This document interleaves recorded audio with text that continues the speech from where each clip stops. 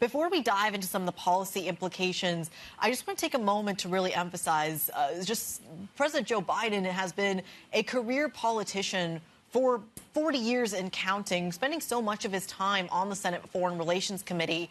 And before we dive into kind of the international implications further, I want to get your take on whether this signifies a more drastic turn away from a candidate who is a career politician. We've seen this in other parts of the world. The UK, for example, being a career politician isn't always a good thing. President Trump certainly isn't one either. Tina, is this the start of the end of career politicians?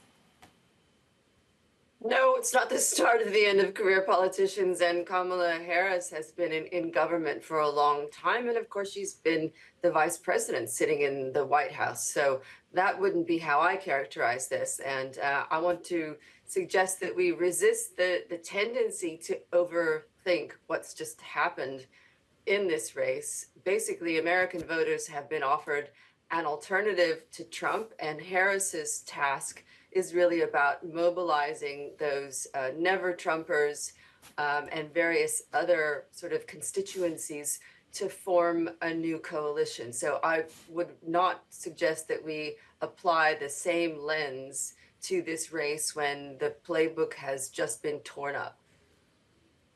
Can she do that, though? Can she not only unify the party, but unify the country, especially when Ollie, for example, was diving into some of the details around foreign policy? One of her criticisms is that she doesn't really have a very strong foreign policy record. What would you say to that? How does she fight that allegation? Well, first of all, I mean, the people that I advise most closely are international investors and the global C-suite who are looking for the chances that Trump doesn't win, right?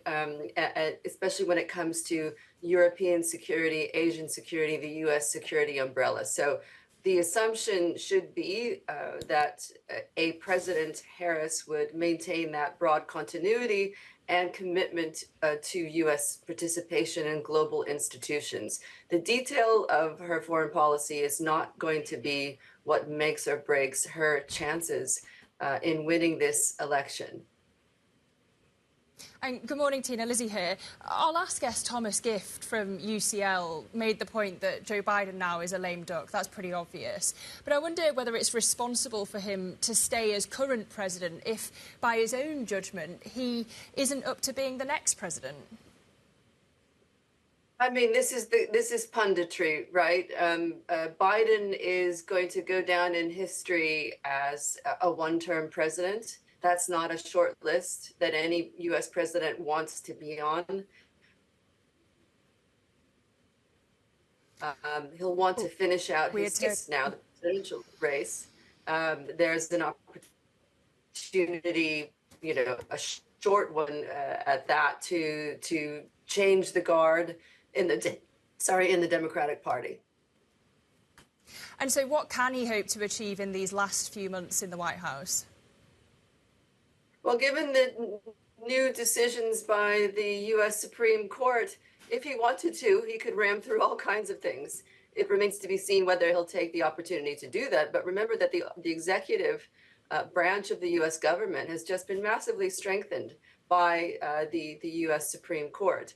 I really think the focus will be between now and January, because remember that Biden will stay on through January, in maintaining party unity and in really showcasing what Harris can do. But most of all, Harris should be judged on her ability to, again, to unify this coalition.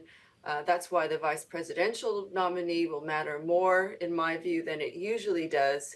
And what I would say to your viewers is, instead of thinking, can a Black woman actually be elected as the U.S. president, in contrast to, well, the U.S. has never voted for a female president, let alone a Black one, but whether the country wants to have a second term of Donald Trump or not. And that's where perhaps there are some commonalities with what we've just seen in the UK. Keir Starmer didn't set the world on fire with his charisma, but the opposition to the incumbent Conservative Party ruling for 14 years was enough to put the Labour Party in office.